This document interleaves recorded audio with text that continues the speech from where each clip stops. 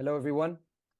It has been 100 days since thousands of Hamas terrorists and Gazan civilians breached Israel's border and entered its sovereign territory to murder, rape, mutilate, burn, and torture innocent Israeli civilians. More than 240 people were abducted into Gaza, and over 130 are still being held hostage up to this day. 100 days later, Israel is facing over 6 different fronts in Gaza, Lebanon, the West Bank, Syria, Iran, and Yemen. And some would say even a 7th one, with the ICJ ongoing trial and the public diplomacy uphill battle. From day one, ELNET joined the war effort in the diplomatic front. We have brought solidarity missions of European parliamentarians and opinion makers to Israel every week since October 7th. They've seen with their own eyes the scenes of horror and of destruction in the south of Israel, in the city of Sderot, Kibbutz Kfar Aza, or Kibbutz Be'eri. They've met with the families of hostages. They've been received by Israeli officials, such as diplomats, members of Knesset, the Speaker of the Knesset, and even some have met with the President of the State of Israel. They have received briefings from IDF officers and met with wounded soldiers. We've also brought families of hostages to Europe so their voice could be heard. So far, we have brought to Israel close to 150 parliamentarians and opinion makers in over 10 solidarity missions to see for themselves the result of the atrocities committed by Hamas on October 7th and the many challenges that Israel is currently facing. Just today, we've seen a terrible ramming and stabbing attack in central Israel in the city of Ra'anana, just north of Tel Aviv, where at least 1 person has been killed so far and over a dozen injured. To reflect and mark this historic number of 100 days, we chose to invite tonight 3 members of parliament from 3 different countries who have joined us in one of our solidarity missions since October 7th to reflect on the future and hear from them how did the trip change their perspectives and what impact it had on their work in parliament. We have with us today MP Andrew Percy from the UK. MP Percy has been a Conservative member of the House of Commons since 2010. In Parliament, he sat on the Health Select Committee and the Northern Ireland Affairs Committee. He has also played an active role in several all-party parliamentary groups, including the group against anti-Semitism. He participated in ELNET's November 5th to 8th Solidarity Mission. We're also joined by Natalia Pouzireff from France, who is a member of the National Assembly of France after joining Emmanuel Macron's party in 2016. She serves on the Defense Committee. She's also the chair of the France-Russia Parliamentary Friendship Group and a member of the Parliamentary Assembly Group of France and Germany. She participated in ELNET's November 26th to 29th Solidarity Mission. And last but not least, MP Mauro Del Barba from Italy, who will be joining us a little bit later, but I will introduce him right now. MP Del Barba started his political career in '98 and most recently was re-elected in 2022 to the Chamber of Deputies representing Lombardy for the Azione Italia Viva party. He serves as the Deputy Vice President of the parliamentary group in the Chamber. And he participated in the December 3rd to 6th Solidarity Mission. So let's start. Andrew, I'll start with you. You were one of the first MPs to travel to Israel on a solidarity mission just a month after the attacks. How has this shaped your understanding on the war and your vision for the future of this region? Thanks, Danny, and good evening to everybody. Look, I've visited Israel very many times over the years on numerous delegations, been very active here in Parliament on this file. But I have to say the visit we did in November was the most important parliamentary visit I've ever been on. I think going so shortly after the horrors of October the 7th, just under a month actually, was just so special because of everything was still so raw. I mean, it's still very raw in Israel now, but at that time in particular, it was so raw. We found a country which was very different to the country that I know and love. It was a country that was in shock, questioning itself, just in a state of trauma. And actually going there, seeing it, seeing the horrors of Kfar Aza, speaking to hostages' families, to survivors, going to the base where bodies were being identified was just so incredibly powerful. And that provided me with an experience that at that time very few parliamentarians here in the House of Commons had had. I think we were, apart from the Prime Minister and senior minister, a couple of senior ministers, no backbenchers had been at that point. And it provided us just with myself and my colleague who went from the Commons with an appreciation and understanding that has been so powerful. And we have been able to deploy that time and time again in the chamber to support Israel and its aims. So it was just such a powerful trip. So I'm so grateful to ELNET for thinking of us and asking us at that time. But I cannot underestimate the value. And as I said, I've been plenty of times to Israel before, but this was the most important parliamentary trip I've taken in 14 years in the House. And so how has it changed your work as an MP? You briefly told us that you're in the midst of some sort of a challenging situation right now in the chamber.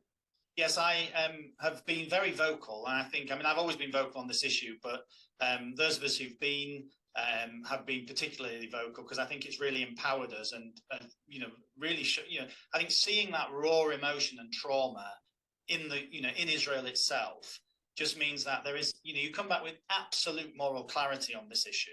If you follow the BBC or the Guardian or lots of other news outlets, you can very quickly start to think, oh, well, there's more nuance to this and people, all the rest of it. But no, it provided me with a moral clarity to just come back and just be, every time we have a statement, that's what I've just spoken in today and got in a bit of a spat with a Labour politician who's vehemently anti-Israel. So I have to go and sort that out now because she's about to point of order me. But it's just provided a clarity on this issue, which I would like to think I'd have had anyway. But I think going, you can just, and also you can say to colleagues, well, you've not been, until you have been and seen what happened. Don't start lecturing us about how Israel should respond, how Israel should react. Go to Kfar Aza, go to Be'eri, and see it for yourself, and then you can lecture us. So it has been so powerful and since then I've been so active in the chambers, 5 times last week on this subject. I did a debate calling out the BBC's bias. I called them institutionally Israelophobic last week. And I feel I have a confidence to do that, having actually been and seen the horrors that unfolded on October 7th. Thank you. Amazing. Natalia, I'd like to turn to you. And first of all, thank you again for joining us tonight. So speaking of the work in Parliament, and I'm well aware that you're very active also on a European scale, how would you explain France's official foreign policy towards the region or Israel, towards the war, and how it affects your work in Parliament? Yeah, thank you. And first of all, good evening to all the friends of the ELNET. Thank you for inviting me to Israel. It was my second time with ELNET. I must say that the first trip 3 or 4 years ago gave me the opportunity to go to the checkpoint between Israel and Gaza. And this is where I had some elements to understand better the situation about what's happening and what was the situation regarding Hamas and the lack of, I would say, space for any political dialogue with Hamas. And sure, it's important to differentiate the situation of and the position of Hamas compared to the other Palestinian, compared to the Palestinian issue widely. And this is probably something that the French people don't understand. This is where we have an important political role to explain what's behind the scene, what's behind Hamas, Iran, for instance, the support they get from Hamas, all the attacks that Israel has been exposed to from different parts, from Hezbollah, from other stakeholders. And of course, the French population is not completely aware of all this, of the details of this political situation. Another factor that is often not mentioned is the position of the Arabic states, the neighboring Arabic states, for instance, that haven't been very active so far in this crisis, but we can come back on that later. But to answer your question, France has expressed its solidarity, total solidarity with Israel after the 7th of October attack. And I think, yes, President Macron came for a tour in the area. Of course, he had these meetings with the hostage families and, of course, with Benjamin Netanyahu very early on. We must consider that as the number of civilian casualties increased in the Gaza Strip, there were some other comments coming from the French officials to make sure, or to press Israel to respect humanitarian rules. This should not be considered as a double standard language. I think it's obvious. Israel has the right to defend itself. It has been said repeatedly by our government. And at the same time, the French president and our diplomats were trying to find a way to involve other leaders from Jordan, from other countries, including wrongly or wisely the Mahmoud Abbas and as a leader, potential leader, but we don't know if he's still a leader anymore, of the Palestinian people.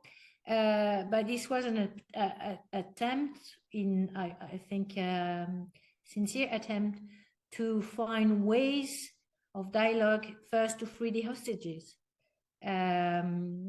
So I would say hopefully we had some humanitarian posts.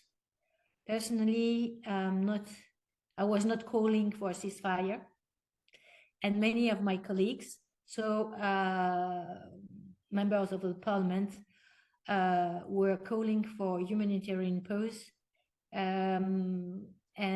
We have also to find a way at the French parliament, find a ways to respect each other's position, but to debate about what are the options for Israel. And this is what we are doing. There's a very active group that is more or less led by Caroline Yadan at the National Assembly, French National Assembly, and we are respectful for each other's views, but we are very strict on, I think, the fact that Israel has the right to exist and so to defend itself, and that right.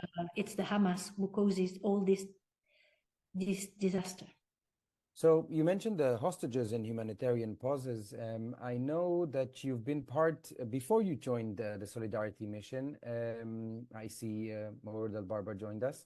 At the end of November, you were part of a One Hostage, One Parliamentarian campaign. And you have met also the hostage family here in Israel, and you've welcomed some of them in the French Parliament. Can you tell us a bit more about this campaign and how this raised the voice of the hostages still held in Gaza? Yes, because we consider that the media were not talking enough about the hostages. Now it's, well, things have changed. There was more echo about the hostages' conditions, and especially since some hostages were released and could express, could say, talk about what happened to them. So it balanced the views in the media. It was very important. But at the beginning, we were the only ones to talk about the hostages. And this was a parliamentarian initiative. And we joined this, yes, one parliamentarian, one hostage initiative. And there were marches also organized in Paris. And we have, with this campaign on the social network, raised really awareness, and we are always remembering the hostages by their names, their age, what happened, the day they were abducted, and this is very important to keep the momentum for the press, I would say, for the media. This is utmost importance. If the media are not referring to the situation of the hostages, then we only have online the number of casualties in Gaza, and this is not the point to me. There was an aggression, there was an invasion of the Israeli territory, there were people adopting, and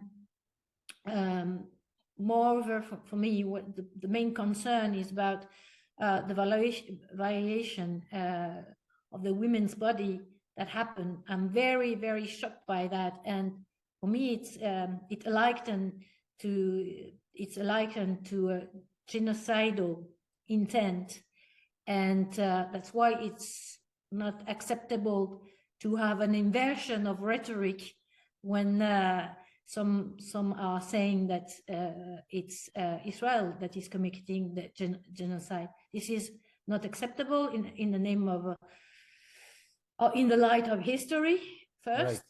Yes. And in the light of the events that took place, is collateral damage is not the same as an intent, not only to kill, but to massacre and to attack a women's body, mutilate, violate, and I'm not talking about the children, of course, but this is really the intention that is behind that has to be recalled to them, to the French audience. Yeah. Thank you. Mauro Del Barba, thank you for joining us. I have presented you to our audience just before you joined, so I'll just go ahead and ask you my first question, if that's okay. And it's good to see you again. Thank you for being with us. So I'd like just to hear a little bit from your recent mission. You've come back from Israel just a few weeks ago, and you've bear witness to everything that has happened in the south. And I would like to hear about how has this changed your initial take on how things have been perceived in Italy, and how? Yeah. Okay, thank you, Daniel. Hello to everybody. Thank you for this invitation, of course. Listen, I think that if you want to win a war, you need technology, you need a weapon, and you need information. Then after my visit, I have been thinking that if you want to build the peace, you need technology, you need a weapon, but you need information. And that I would like to focus exactly on information issue. Because when I returned to Italy after the mission, I had the duty in my mind to help my citizens to understand the facts and how these facts were so atrocious and they could not be considered in the usual debate about Israeli-Palestinian conflict. I realized that something completely different happened. And I think it's important to explain this bias now. It was already my belief before I left, but what I saw and especially heard through the testimonies, witness of the survivors was the feeling that all of you was surprised and shocked for all the whole Israel. In particular, it was evident more than that Western media pointed out, the military strategy, the military attempt to implement a strategy aimed not only to create panic, but create the condition for a large-scale war, and with the aim of eliminating Israel. It was not so clear before I'm coming there. And it became clear when we talked with the representative of IDF, and when we saw the map, and we understand how many terrorists went that morning in which very detailed and planned way.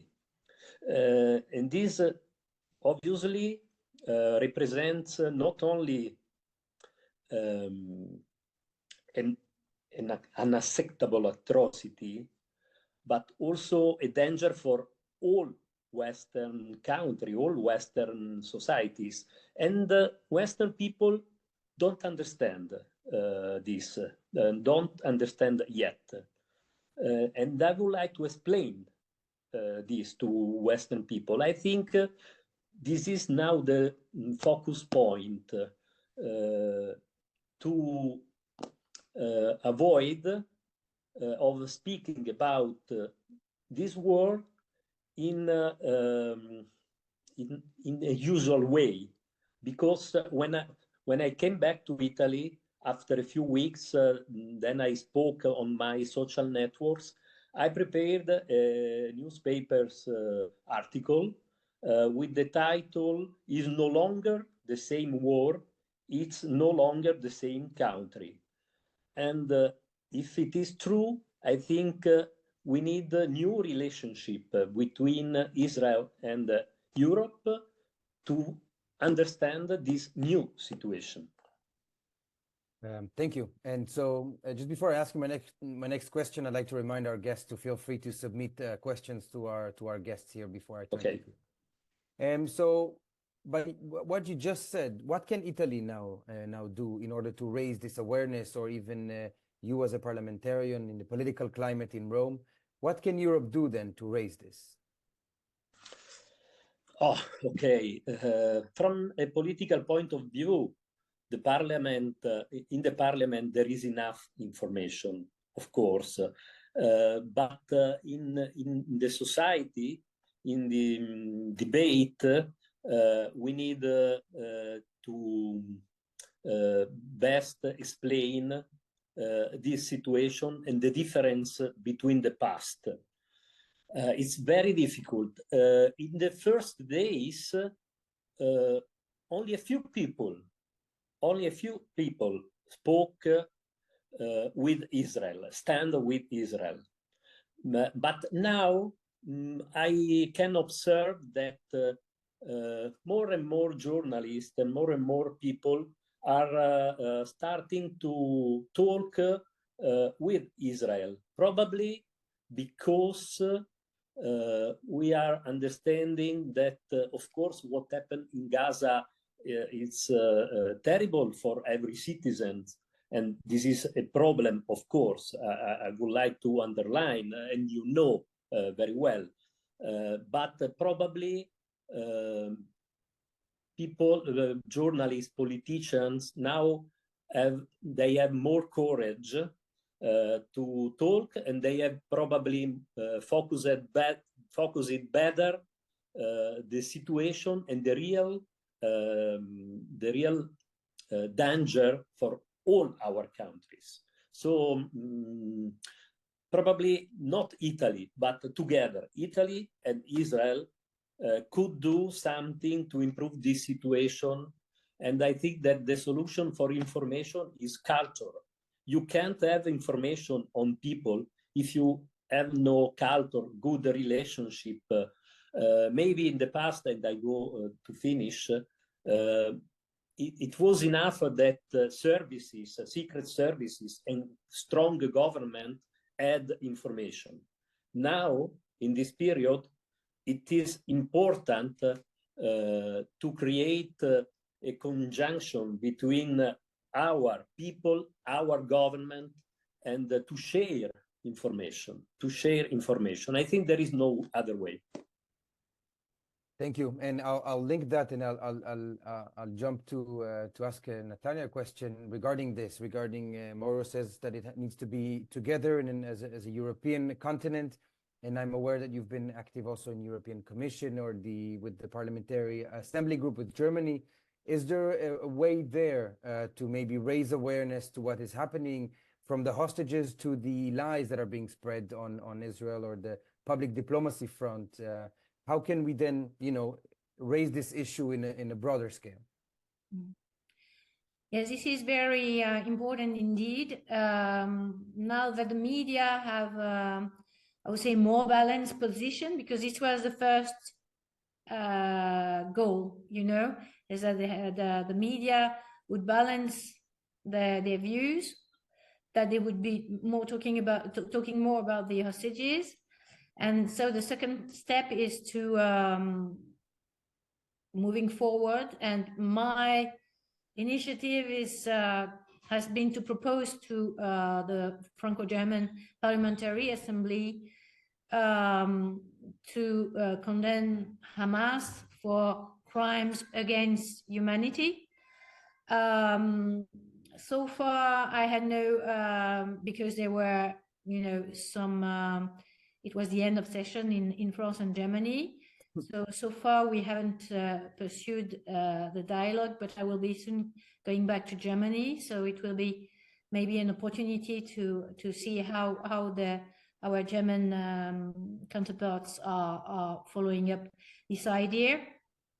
But on the French side, to be concrete, to have concrete steps, I know that there are some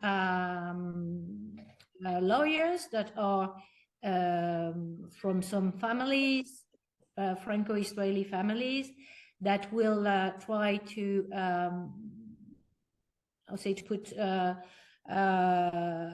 to call for, the court, the put on French trial, court, yes, to assess if the crimes can be prosecuted in France because of the dual nationality.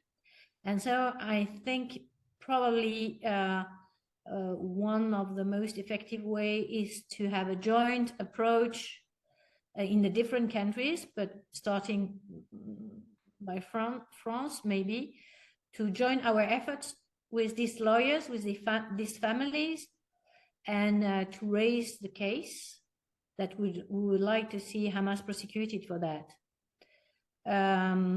So if one country and then another, Germany is taking the same steps, meaning supporting this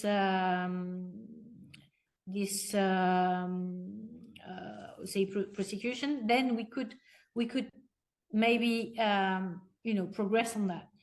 Then another thing, because of South Africa has been accusing Israel of genocide, and because I've heard some of the Israeli representative at the UN court tribunal, I think maybe it's a good way for Israel to have its voice heard as well. So maybe we can reverse, because I'm sure these people are very capable and very smart, and maybe they can reverse the judgment in favor of Israel. If you put everything on the table, maybe this is from a crisis, this is an opportunity, to make Israel voice better understood by other people. So, but this belongs to Israel, I think, to make sure that this what is happening at the UN can be well understood from all the population across the world, and that you cannot, definitely not, go against Israel, accusing them of genocide. Then just to add another comment, I must say, when I have been to Kfar Aza, and this is what I've written in my letter of information as a member of parliament, so I'm acting also on closer circles. You know, you have to make the people you know aware, and that to make sure if they have questions, they will come to me and ask me the question about the situation.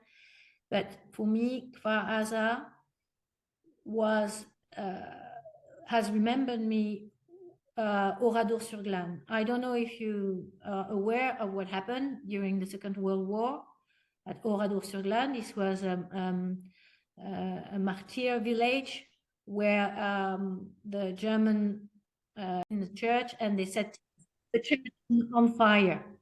And the village has been kept untouched since then, since June 44.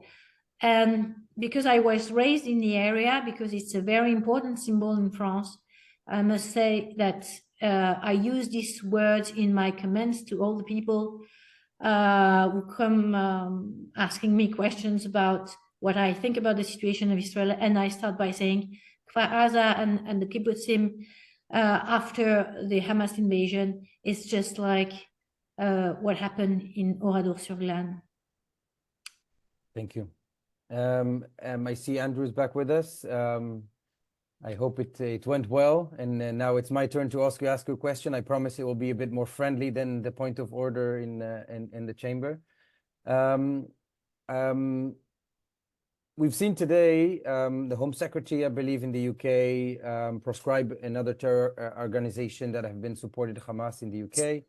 And we've heard from the Labour leader talk about anti-Semitism in the pro-Palestinian protests. How can then European countries, and obviously the UK, in your perspective, fight the rising level of anti-Semitism since the beginning of the war? Because we've seen it has taken another shape since October 7th. What can be done in that aspect? Yeah, it's a really good question. Thank you. Yes, I got the point of order responded to, so it was not very pleasant. Yeah, I mean, we've seen a huge increase in anti-Semitism here, as we've seen across the Western world, really, which is very sad. I mean, so far, touch wood, we've avoided some of the more violent displays that have been seen elsewhere, I'm pleased to say. I think, weirdly, in this country, because we went through the experience of Jeremy Corbyn, and all of the horrors that meant for anti-Semitism, that in some respects, I think the British public is more aware and more conscious of what Jew hate looks like, what it sounds like.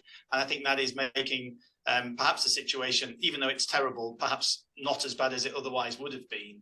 Now, here we've got, you know, the government line, and indeed the line from the opposition has been very strong on this. We've provided extra funding to the Community Security Trust to look after our Jewish venues. We adopted IRA some time ago. I think, but there's still a huge problem, right? We've got a problem in academia. We have a problem on our campuses here. As I say, we haven't seen as bad a situation as perhaps has been seen on some American campuses, but it's still been a very unpleasant experience if you're a Jewish student here, or if you dare to express support for Israel. So it isn't great by any stretch of the imagination, but you know, there is no easy solution. I wish there were. If there were, it's not, you know, we've got the laws in place. We have, as I say, we've adopted IRA, we've put money behind it, but I'm afraid there is still too much of it. So, you know, we've really got to get to the bottom of where this is coming from. There are particular problems with certain groups in this country where we really have to delve into that and see what's going on in some of our communities. And, you know, there's a huge job of work to be done in our schools. I mean, I raised in Prime Minister's question time last week, letters that were written by school pupils who were 11 years old, who had made awful statements. These were letters calling on their MP to work for peace in the Middle East, which included, you know, pejorative phrases about the Zionists. Said, you know, one of the phrases was, I believe that not all Jews are bad. I mean, these were produced by school kids. you know, and shared by the school. You know, this is a head teacher thought these were good letters to share with a local member of parliament.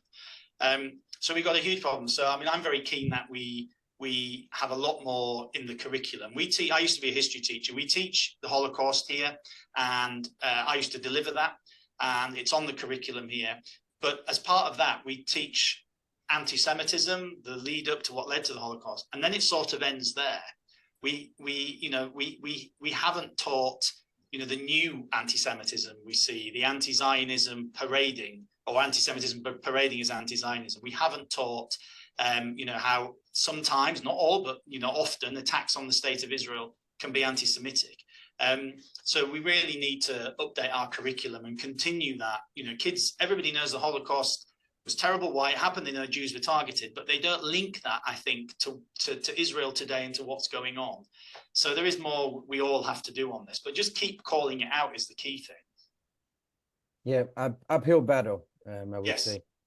Obviously we're dealing with, you know, we've seen on the streets of here, it is, again, something I said in the chamber recently, you know, literally people with banners that are Soviet and Nazi era smears about Zionism, Israel. You know, this is propaganda from the Soviets and from the Nazis, and yet it's mainstreamed in our universities here as, you know, and it's all linked to this post-colonial nonsense. And, you know, we've really got to get to grips with this, because otherwise we're just bringing out a generation of young people from our universities who have the most appalling views on the Middle East.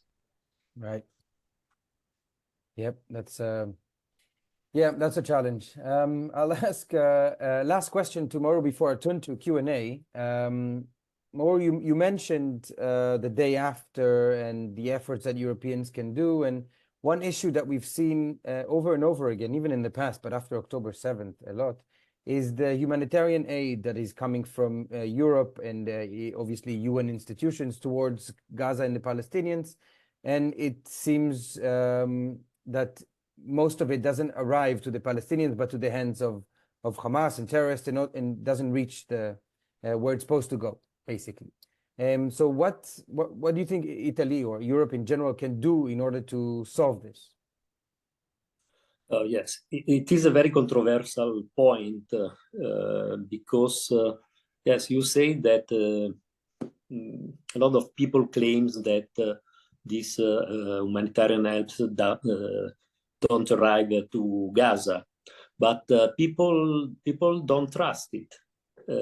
So again, here we have a problem of information, a problem of traceability, and this is so important that we pass over this situation for the future of peace, not only in the Middle East area, that I think that Europe should create a special task force to follow the next peace humanitarian situation. We can't anymore accept that after the conflict all is like the day before. Even with the humanitarian helps, we should create yearly occasion for parliaments and also for civilians to understand what was happened, because in the recent years it was delegated only to specialists, only to some association, and this is probably part of the problem. Thank you. Now for Q&A, I'd like to call on Omri Dahan to ask his question, and to whom he's asking it to, if he would like to unmute himself. And hi. Hello. Thank you everyone for joining us today. It's a real opportunity and a privilege to hear from you. I don't have anybody in specific that I would address this to, but anyone who wants to, any of the three of you. You see a ton of anti-Israel and anti-Semitic activism on the part of Parliament members in the various countries that you represent, whether that's through supporting the people and the mobs on the street, whether that's through sanctioning Israel, or just providing a kind of cover to the pro-Hamas, anti-Israel people on the street. I'm wondering where it's coming from. If people have the information that you're talking about, they can see the things that we can all see. Where is that hatred? Where is that anti-Israel support coming from? Is it because they fundamentally believe it? Is it because they don't like Jews? Is it because they don't like Israel? Is it because they have constituencies that they have to represent? Are they getting paid by Qatari money for their campaigns? I'm trying to understand the heart of it. And maybe the answer is it's all of the above, but I'm curious if you have a perspective. Maybe Natalia, we can start with you. If you have a perspective as to the source of the problem there. Yes, on my unfortunately, I think there always has been a residual anti-Semitism across our various countries in Europe. But this was very, I would say, it was at low level and not really expressed, but it was still there, somewhere in some people's mind. And of course, in France, we have the largest Jewish community of Europe, and we have also the largest Muslim community of Europe. So there can be a civilization question there that in the last decades, the religious factor came back on the scene. France is a very as we say, country, and until the last century, we were not mentioning the religion too much in the you know, on the political scene.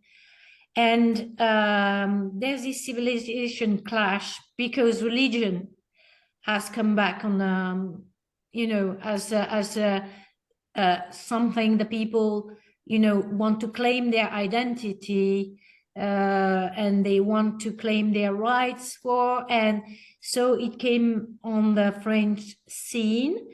And then the far left in France has decided that maybe the people from the more vulnerable areas, the more popular areas in France, are mostly originated from foreign countries and mostly from Muslim religion, and that they could get a new electorate, and that they could seduce a new electorate by being anti-Israel, anti-Zionist, okay? Not anti-Semitic, but anti-Zionist.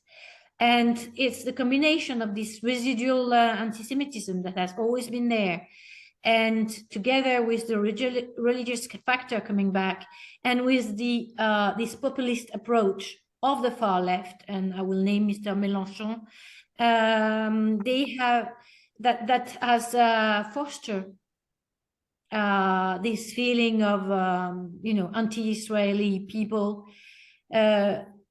Hopefully at the parliament, they are just a minority, because amongst the left parties, we don't have the same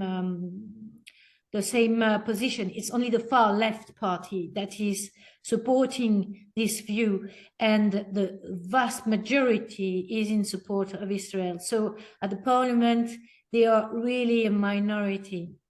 But on the social network and in the university, because in the university, the young generation is far left, is woke, or has been touched by wokeism, and it's all mixed up, you see. And it's very easy for them to buy the first message that will be delivered, that Israel is a colonial country. And just to conclude, because I was a bit long, this is the issue in France also, is that we have to deal with the post-colonial history. And this is difficult for us, and we are not out of it. Thank you. For our next question, I'd like to turn to Todd Wider, please. You could unmute yourself.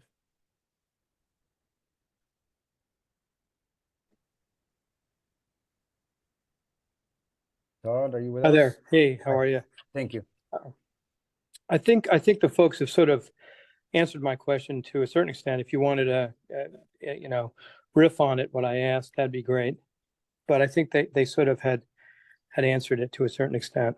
I mean, essentially it is, what do you do about UNRWA funding sort of anti-Semitic ideology actions inside Gaza, inside the West Bank? You know, as well-meaning as the EU funding may be, the money is clearly going in the wrong hands and should be conditioned on de-radicalization, in my opinion. Is there any one of you, sorry, that wants to, yeah, please. Please. All right, okay, thank you. I mean, it's a really good question. I mean, more broadly, what we've tried to do with British aid money is get a change in the policy so that we can actually use it to fund, use aid money to support groups that are actually trying to work for cross-community on cross-community projects. So, you know, at the moment, our aid rules haven't allowed that, and you know, we're obviously been very concerned about. I mean, we successfully got a review done of the textbook issue and the payments, the pay for slay, which you know, the UK government now says with British aid money, they're very clear that, you know, it's not going to pay for slay. The problem with that, of course, is any money that goes to the Palestinian Authority arguably is displacing other money that could go into that. So this is an you know, very imperfect situation, but we really need to change our aid rules so that we can actually channel money towards groups that we know are actually trustworthy and are trying to do work across the barricades, as it were, across the borders, across the communities. In relation to UNRWA, I mean, look, you know, we shouldn't delude ourselves. UNRWA's going nowhere. There is no international support for that. You know, we all have concerns. I was only reading the other day about you know, some UNRWA teachers who had been expressing pro-Hamas messages online.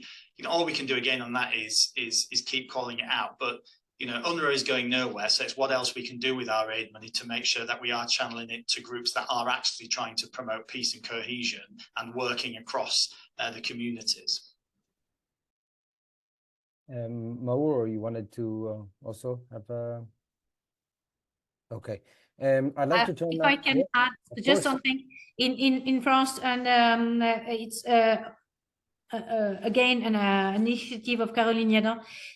We propose to have a resolution to make sure that UNESCO will not subsidize textbooks for the schools in Gaza or somewhere other places where they are calling to destroy Israel or fight Israel, because this is an appropriate use of money, obviously.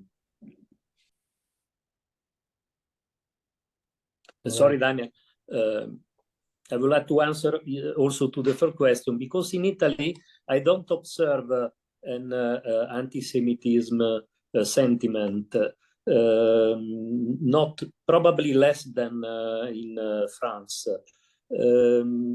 I talked to many people that declare about themselves they are anti-Zionist, and the fact that they pushed on this, that the use for this argument is not, of course, the long story after the Second World War, and more recently, the fact of the colony in West Bank. Okay. But I don't observe anti-Semitism, real anti-Semitism in Italy. Interesting. I'd like to turn now to Jeff Dunford, please. If you'd like to unmute yourself. Hello. Would any of you suggest that it would be beneficial for ELNET to use some of its scarce resources to bring to the Gaza experience, to the October 7th massacre, leaders in media in Western Europe? We're all frustrated that while parliamentarians may have an understanding, the greater population, the constituencies seem to be confused about moral clarity. So do you think that would be a beneficial approach?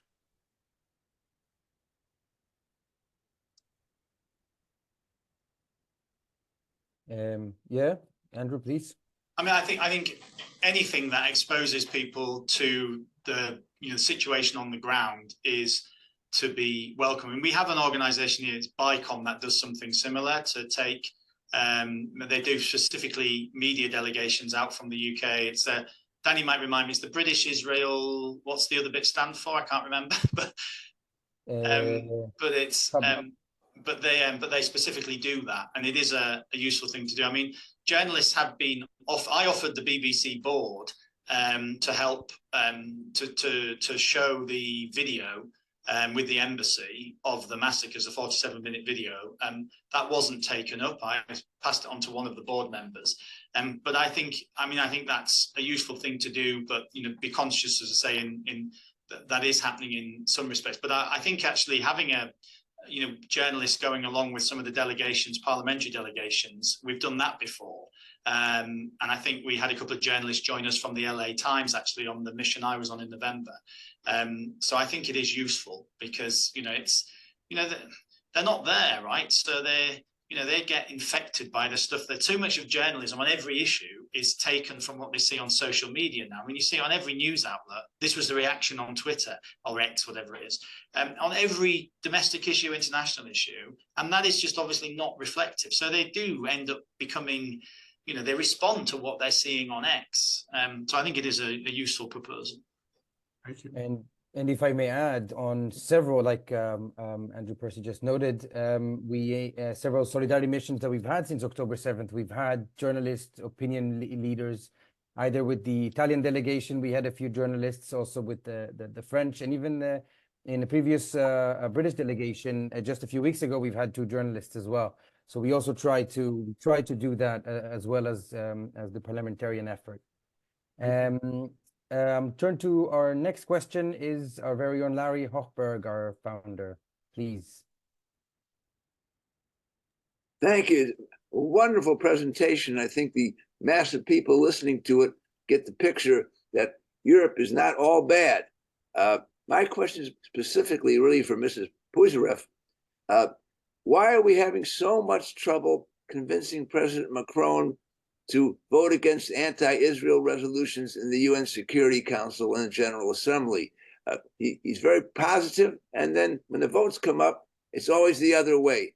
Is there anything we can do, anything anybody can do to try and get more reality into the French public positions?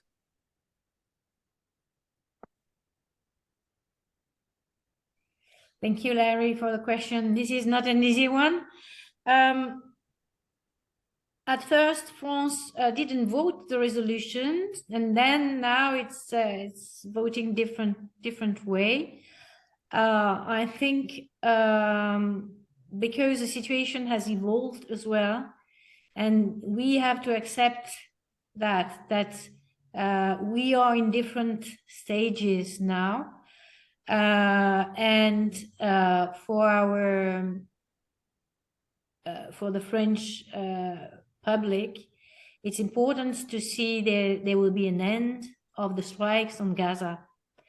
And so we have to move along. First we had to condemn the attack. Then we had to talk to the people with something they could, specific message they could refer to. That's why I was talking about Oradour sur Glane. This speaks to the French audience, for instance. Or tell them what if, a part of Alsace had been invaded again You know, you have to find a specific message to your specific audience. But then now we have to come to the political issue. 2 states, possible, not possible. But first of all, we have to, I would say, and that's why I think President Macron is following this path, is that we have to demonstrate our will that there's this conflict, well, this intense war comes to an end, and that's why I think the moment is not really appropriate for him to change his view. My expectation is that Sahel, in the meantime, will have the time to conduct all the necessary operations, and that the intense bombing will stop sooner than later, and then maybe we can have, you know, rejoining our views on the situation. But yes, I don't have any other idea to suggest. We have to pass a phase. I hope then the situation in Gaza will evolve, and that all the leaders will come to an agreement on whose responsibility it is and what has to be done to secure the pace and some stability back in the region. Thank you. And we have time to squeeze in just one last question that has come from Karen Rosen Edelman, please. If you may unmute yourself. Thank you. And I really think you answered the question. It was about the UN and what's going on now with the genocide, but I believe you addressed that. So thank you. No problem. So in that case, I think we, unless there is any other, and I don't see any other, I see Tom Flesh raising his hand. So please go ahead. Thank you. May I just make a comment? First of all, I want to say this is really an excellent presentation, and it was very informative, it was very new, and welcome to the new joiners on the call. I see new names and faces, and we're happy you're joining us. I just wanted to make a couple comments. The one comment is that my wife and I were in Israel last week, and we had the opportunity to meet with President Herzog. And unbeknown to him, I was there, and he didn't know that I was involved with ELNET in the way I am now. And he started talking to me about how effective ELNET has been, and that these emergency delegations that have been going since October 7th have been very effective, and they feel that they have to keep it up. He mentioned the UK, and we have France was there early on. And he was mentioning how important they are. So I want to thank you for making your countries available to go to these delegations, and how we can improve them. We'd like to do that as well. So understanding how important they are. So also, it's, you know, at the expenses of sending these delegations have been climbing through the roof. They're very expensive, and we've tried to reprioritize some of our expenditures, and some delegations that we have are cutting back, and the emergency delegations are taking the forefront. There are more people. We'll take media people, but to all the listeners, I just want to say to you that support these delegations, support FELNET in the United States, support the individual offices in Europe. The work that we're doing is recognized around the world, and it's recognized by the Israeli government. And I was a very proud moment to hear such great accolades about FELNET and ELNET and what it's doing from the president of Israel. So to all of you, I want to say thank you very much. And thank you very much. And on that note, I'd like to thank our guest tonight, the 3 MPs. Thank you very much for coming to Israel to see for yourself, and then telling us a little bit about it. Have a wonderful new year, and let's hope for better news. Thank you all. Thank you. Thank you. Bye. Thank you. Bye-bye. Keep us posted of what is happening there. Okay. Bye. Thank you.